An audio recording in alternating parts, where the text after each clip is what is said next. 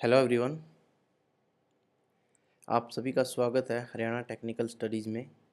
और यह YouTube channel उन सभी के लिए है जो असिस्टेंट लाइनमैन और शिफ्ट अटेंडेंट के एग्ज़ाम की तैयारी कर रहे हैं।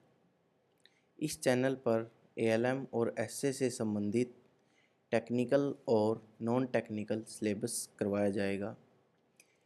किसी भी टेक्निकल पोस्ट के एग्ज़ाम के लिए टेक्निकल पार्ट बहुत अहम होता है, क्योंकि उसकी वेटेज 25% टू 50% तक होती है।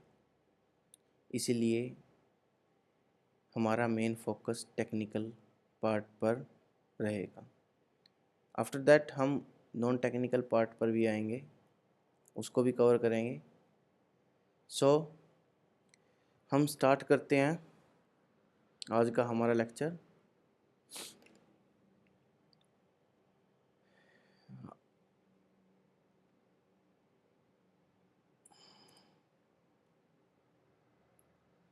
लेक्चर वन हमारा है electrical symbols. Electrical symbols, electricity में जो कंपोनेंट्स यूज होते हैं उनको उनके सिंबल्स के द्वारा नोटिफाई किया जाता है।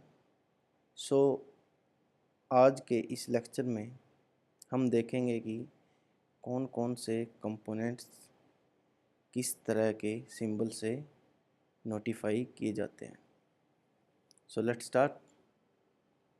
आईसीडीपी। आईसीडीपी की full form iron clad double pole switch. Iron clad means एक लोहे का आवरण, लोहे का बॉक्स।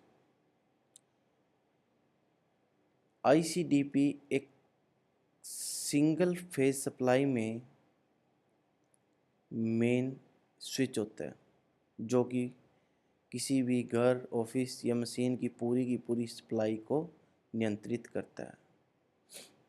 और यह कई तरह की रेटिंग्स में उपलब्ध है: 15 ampere, 30 ampere, 60 ampere and 100 ampere.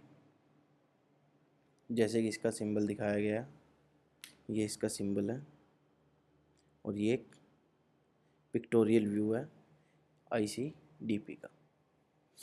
Next one is ICTP, iron clad triple pole switch. Triple pole, जैसा कि हमें अंदाज़ा लग गया, triple pole means 3 phase supply circuit switch. ICDP की तरह आईसीटीपी भी मेन सप्लाई को ही नियंत्रित करता है।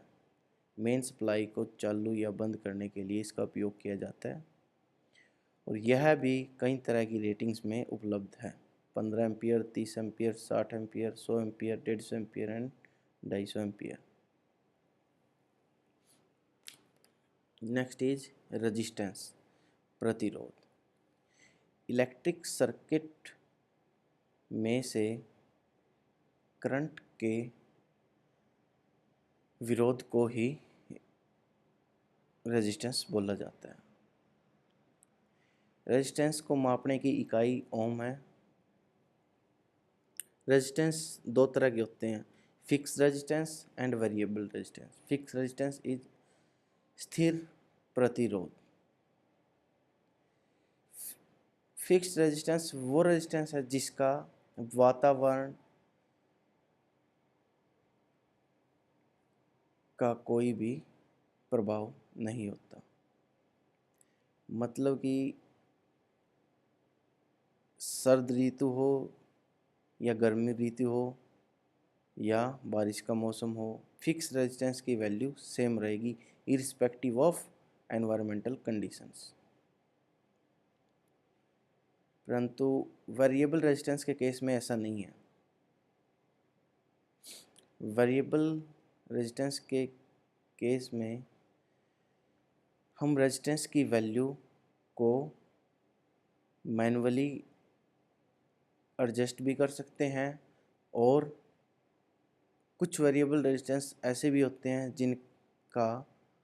जिनके ऊपर एनवायरमेंटल कंडीशंस का प्रभाव पड़ता है। एनवायरनमेंट, जैसे जैसे एनवायरमेंटल कंडीशन चेंज होती रहती है वैसे ही वेरिएबल रेजिस्टेंस में रेजिस्टेंस की वैल्यू भी चेंज होती रहती है। अगला है हमारा कैपेसिटेंस। कैपेसिटेंस कैपेसिटेंस कैपेसिटर के प्रभाव के रूप में जाना जाता है। कैपेसिटर होता क्या? कैपेसिटर कैपेसिटेंस एक चार्ज है जो दो प्लेटों के बीच में स्टोर है। एक है पॉजिटिव प्लेट और एक है नेगेटिव प्लेट। अगर इन दोनों प्लेटों को और उन दोनों प्लेटों के बीच में इंसुलेशन है, मीन्स इन दोनों के बीच में कोई कनेक्शन नहीं है, उन दोनों को अलग किया गया। अगर इन दोनों प्लेट को हम निरंतर सप्लाई देते रहें तो इन दोनों प्लेट के अक्रॉस चार्ज स्टोर हो जाता है, that is called capacitance. Capacitance भी कई वैरायटीज़ में उपलब्ध है। Fix capacitor, polarise capacitor, variable capacitor. After that switch and one way switch. One way switch का मतलब है ऑन या ऑफ। यह सिंगल फेज की सप्लाई को ही कंट्रोल करता है। Two way switch. Two way switch का मतलब है कि किसी भी उपकरण को कंट्रोल करने के लिए एक से ज़्यादा स्विच। जैसा कि यहाँ पर चार कंडीशंस दी गई हैं, स्विच 1, 2 एक बल्ब के साथ। पहली कंडीशन में हम क्या देखते हैं, अगर स्विच 1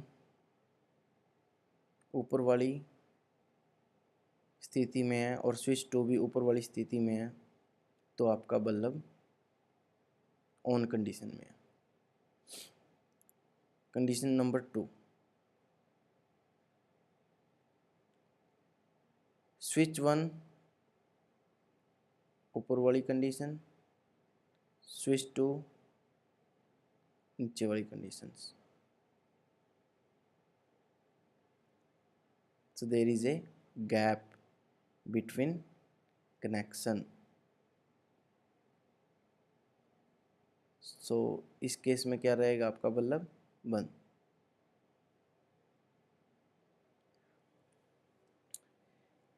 तीसरा केस देखिए, यहाँ पर हम स्विच को ऑफ कर देते हैं। स्विच 2 हमारा पहले ही ऑफ था, अब स्विच 1 को भी ऑफ कर दिया तो इन दोनों का कनेक्शन क्या हो गया, ऑन, और आपका bulb is in on condition. चौथा केस कैसा है हमारा, स्विच 1 आपका बंद है और स्विच 2 ऑन कंडीशन। सो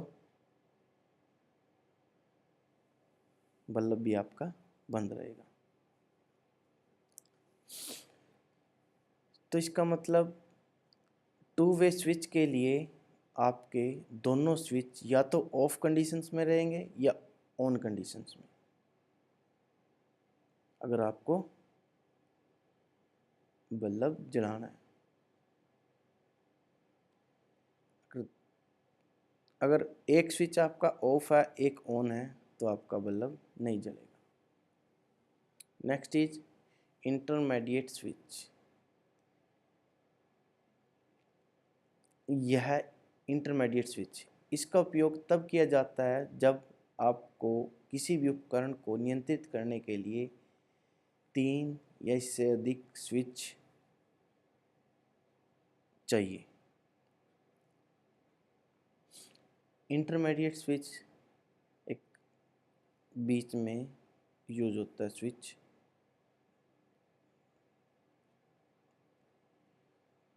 जैसा कि हमारे पास यहाँ इंटरमीडिएट स्विच के 8 केस बनते हैं। पहले 4 केस आपके रहेंगे टू वे स्विच की तरह, जिसमें इंटरमीडिएट स्विच वर्क नहीं करेगा।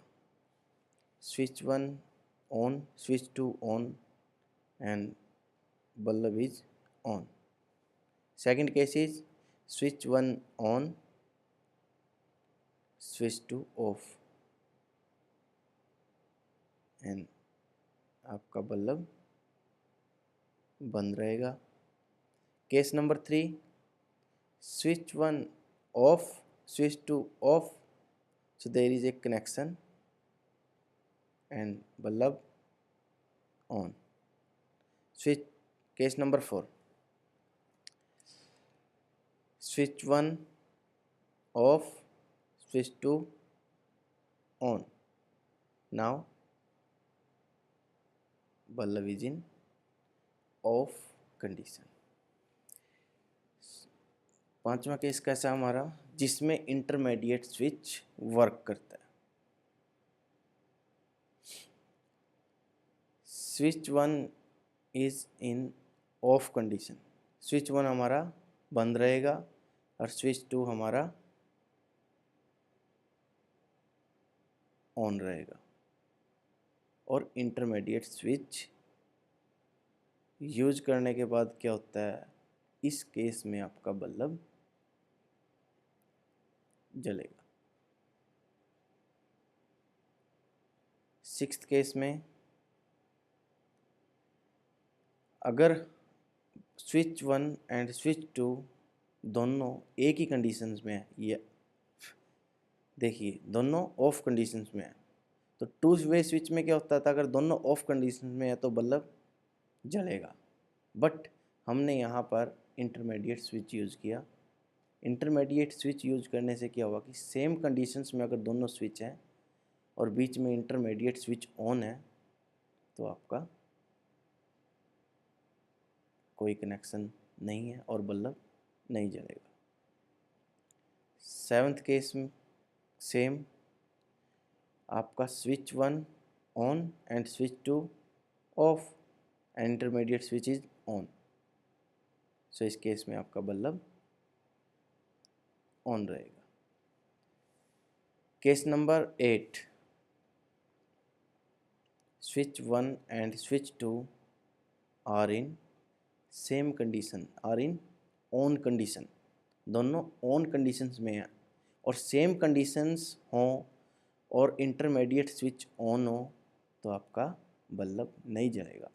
सो टू वे स्विच और इंटरमीडिएट स्विच में एक ही डिफरेंस है। अगर टू वे स्विच में उपकरण या कोई भी बल्ब उसी कंडीशन में ऑन रहेगा अगर दोनों स्विच की कंडीशन सेम है। अगर दोनों स्विच एक ही पोजीशन में है, या तो दोनों स्विच ऑफ होने चाहिए या दोनों स्विच ऑन होने चाहिए। अगर दोनों स्विच डिफरेंट कंडीशन में है, एक ऑन पोजीशन में है दूसरा ऑफ पोजीशन में है, तो आपका बल्ब नहीं जलेगा। But in case of intermediate, अगर हम इंटरमीडिएट स्विच ऑन करते हैं तो दोनों स्विच आपके डिफरेंट पोजीशन पर होने चाहिए अगर बल्ब जलेगा। तो बल्ब आपका तभी जलेगा इंटरमीडिएट स्विच के केस में अगर दोनों स्विच आपकी डिफरेंट पोजीशंस पे हैं। सेम पोजीशंस के केस में बल्ब नहीं जलेगा। नेक्स्ट इज चोक। चोक को हम दूसरे नाम से भी जानते हैं, इलेक्ट्रिकल ब्लास्ट। जो फ्रीक्वेंसी को, जो किसी भी इलेक्ट्रिकल कंपोनेंट्स की स्टार्टिंग फ्रीक्वेंसी को कंट्रोल करने के लिए यूज़ किया जाता है।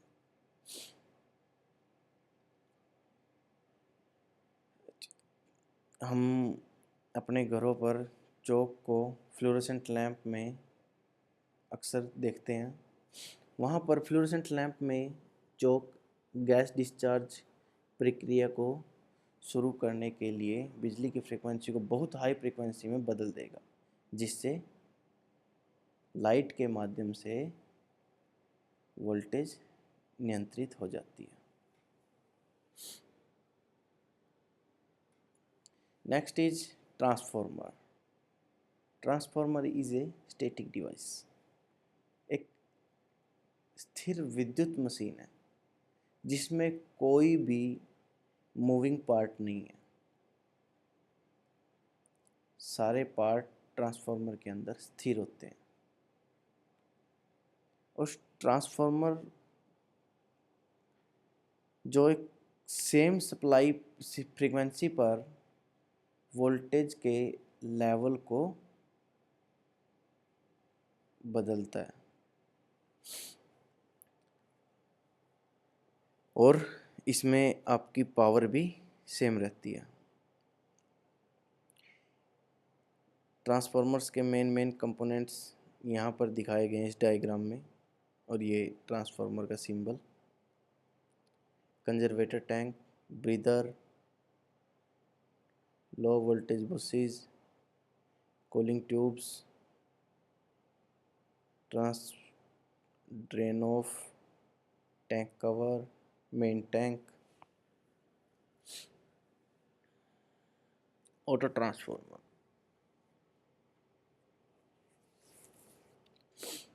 ऑटो ट्रांसफॉर्मर और ऑर्डिनरी ट्रांसफॉर्मर में एक डिफरेंस है।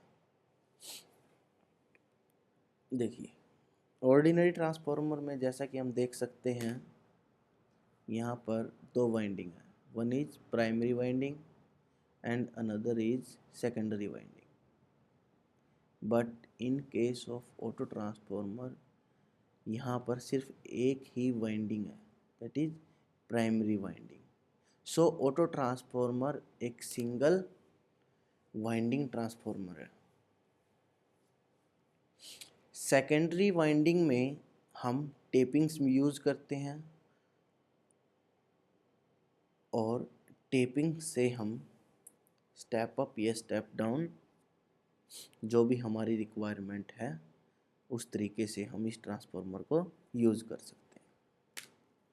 जैसा कि दिखाया गया है, ये सिंगल वाइंडिंग, यहाँ पर हम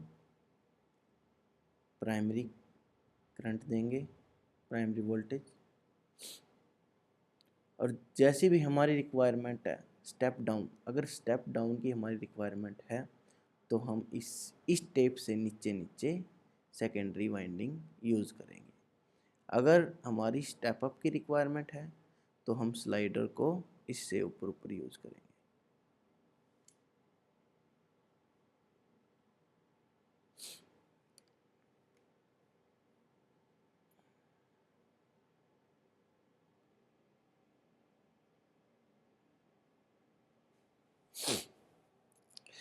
इसके बाद है हमारा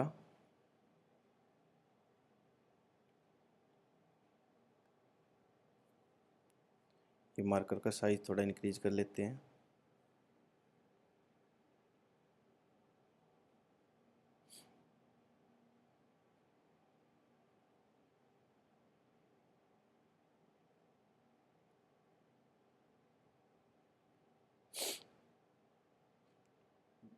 सेल,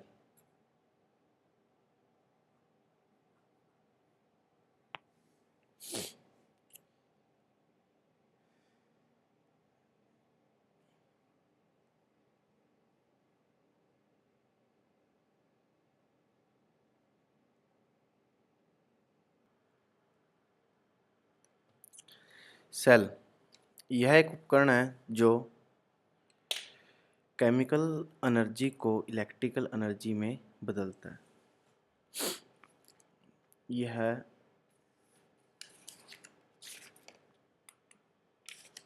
दो टर्मिनल से बना होता है।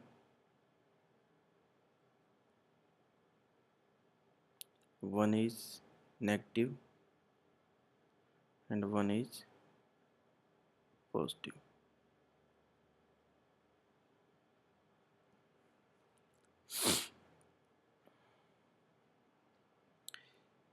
जब इसकी रेटिंग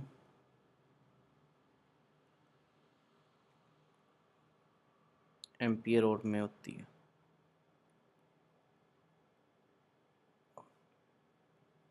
ए एच और मिली एम्पियर और। A H means, A H का मतलब क्या?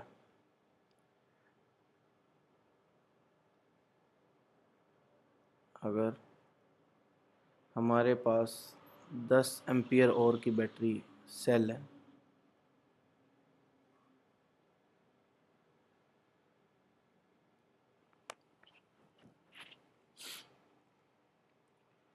और इसके अक्रॉस लोड कनेक्टेड है 5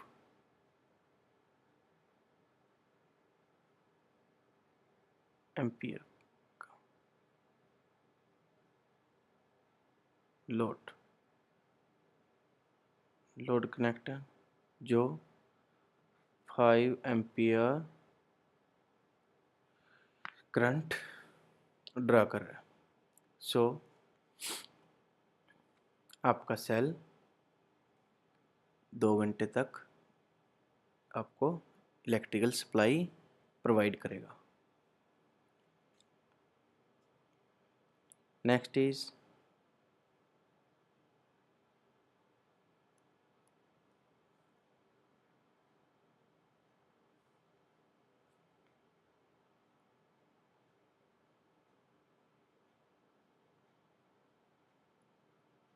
battery.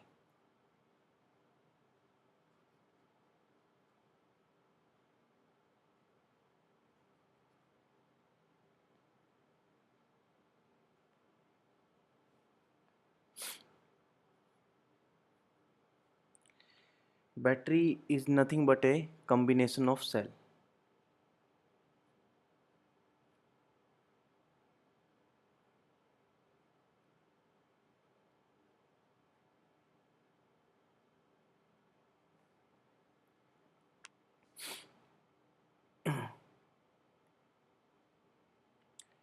Rating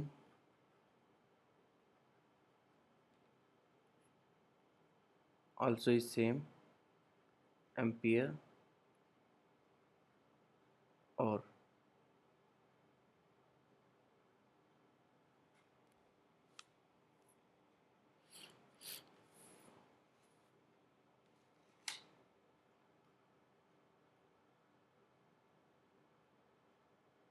next is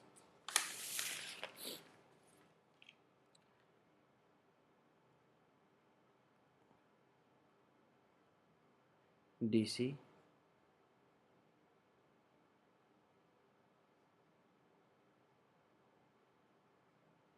current. Electric charge का एक ही दिशा में मूवमेंट DC करंट कहलाता है। This is direct current.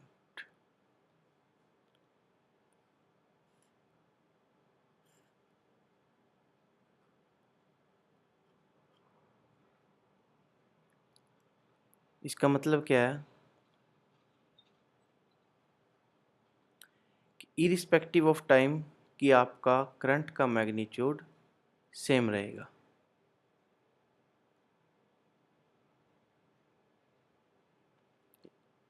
Frequency क्या होता है इसका? 0 हर्ट्ज। यही क्वेश्चंस हैं जो कई बार आपके एग्ज़ाम में आते हैं कि frequency of DC current 0 hertz. Frequency means there is no up and down, so frequency is 0.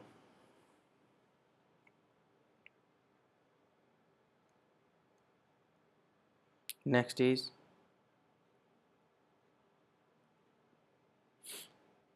AC.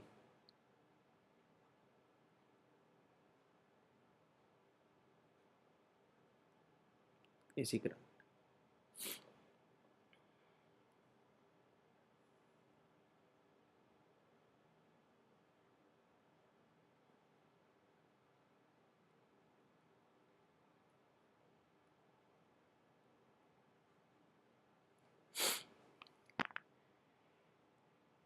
AC means alternating current. Alternating current दर्शाता है कि करंट की वैल्यू टाइम के साथ साथ बदलती रहती है। इस इंस्टेंट पर कुछ वैल्यू होगी तो इस इंस्टेंट पर इस करंट की वैल्यू कुछ और होगी, और इस इंस्टेंट पर इसकी वैल्यू कुछ और होगी। सिमिलरली इस इंस्टेंट पर कुछ और होगी, इस पर कुछ और। तो टाइम के हर एक इंस्टेंट के साथ अल्टरनेटिंग करंट की वैल्यू चेंज होती रहती है, और इसकी फ्रीक्वेंसी डिपेंड करती है कि एक सेकंड में आपके कितने साइकिल्स हैं, ये cycles. So number of cycle in 1 second.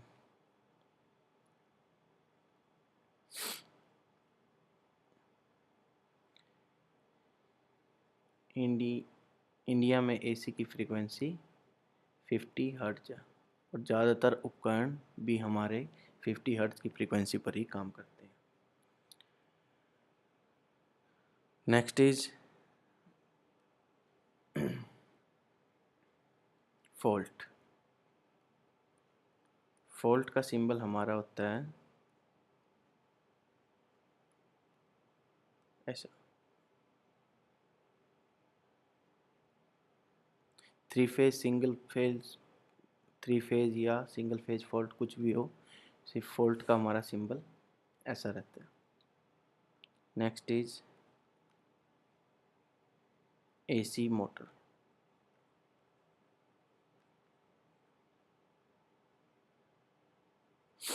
Motor को हम दिखाते हैं, डोनेट करते हैं एम से। In case of AC there is a symbol of AC.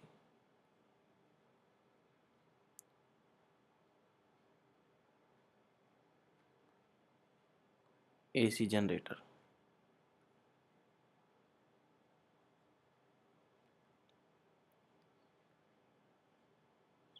Generator को हम दर्शाते हैं जी से।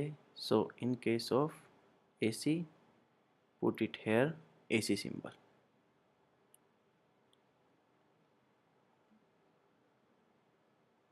इसी तरह डीसी के केस में डीसी मोटर,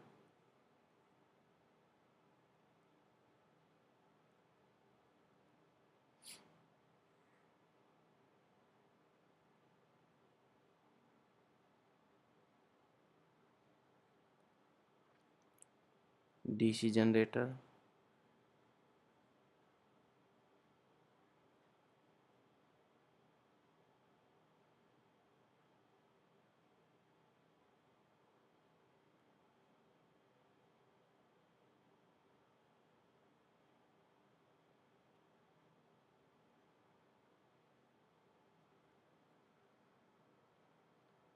ये थोड़ा ख़राब हो गया, इसको दोबारा कर लेते हैं। डीसी जनरेटर,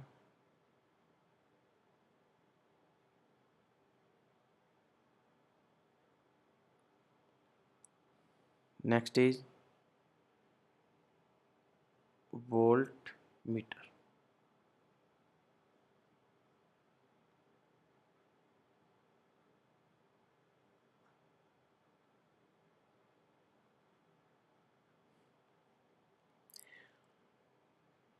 हर एक सर्किट में हम वोल्ट मीटर को ऐसे दिखाते हैं, बट प्रैक्टिकली यूज में अगर हम वोल्ट मीटर को देखें तो वोल्ट मीटर हमारे कुछ इस तरह से होते हैं।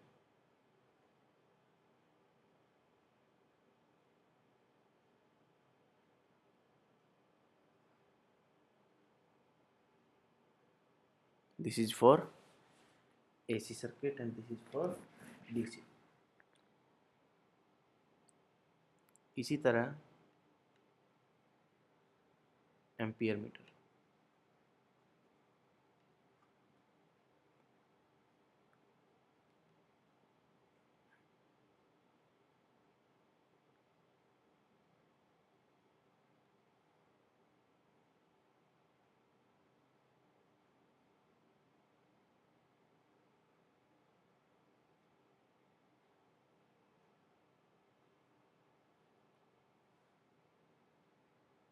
Watt meter.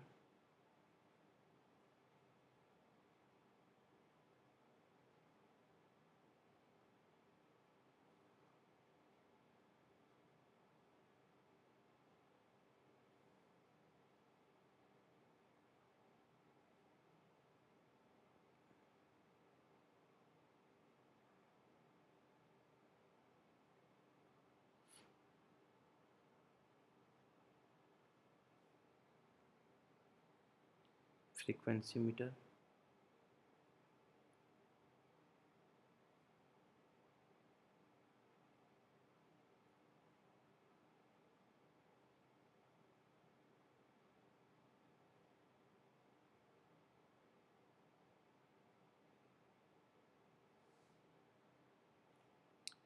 Last one is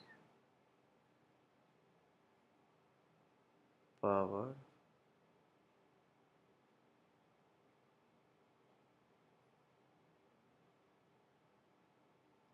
factor meter, and that is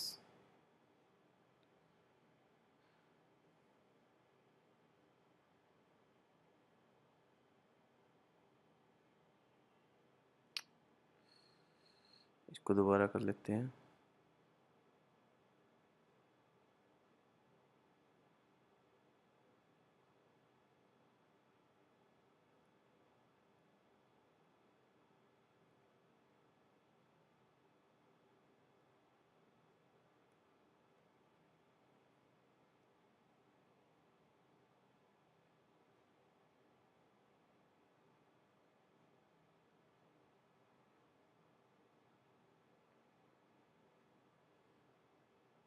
और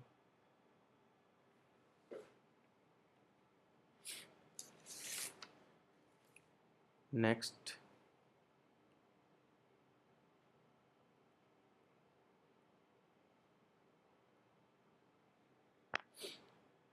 circuit breaker.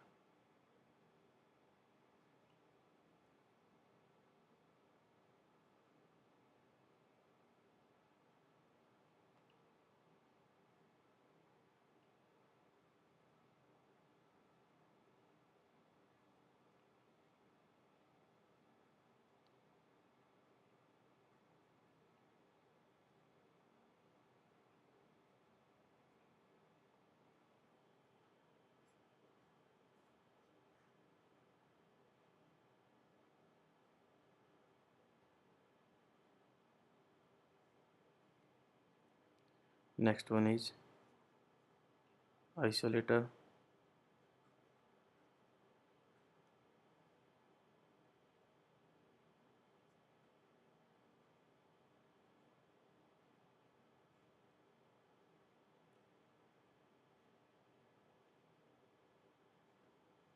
and the last one is fuse।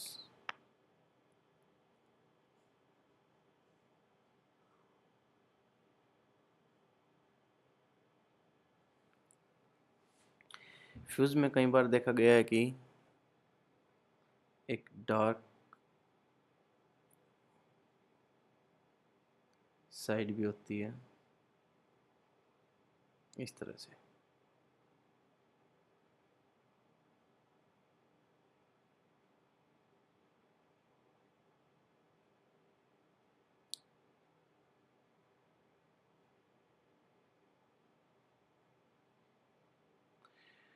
This dark side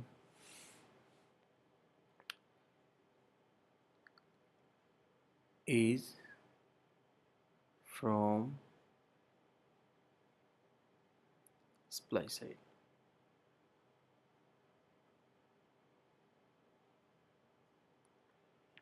सो आज के लेक्चर के लिए इतना काफ़ी है। जो भी हमारा नेक्स्ट लेक्चर होगा उसमें हम हमारी कोचिंग को कंटिन्यू करेंगे।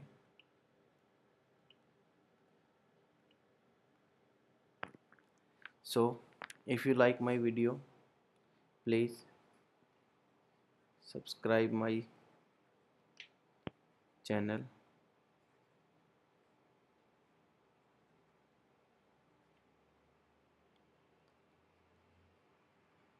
Haryana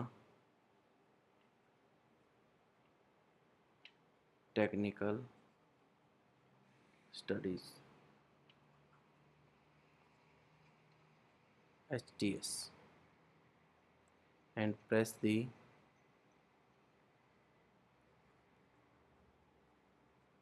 bell icon. Bell icon आप लोगों को ज़रूर दबाना है कि जो भी आपका नेक्स्ट लेक्चर होगा वो जब भी रिलीज होगा इस चैनल पर तो आपको उसकी नोटिफिकेशन साथ ही साथ मिलती रहेंगी।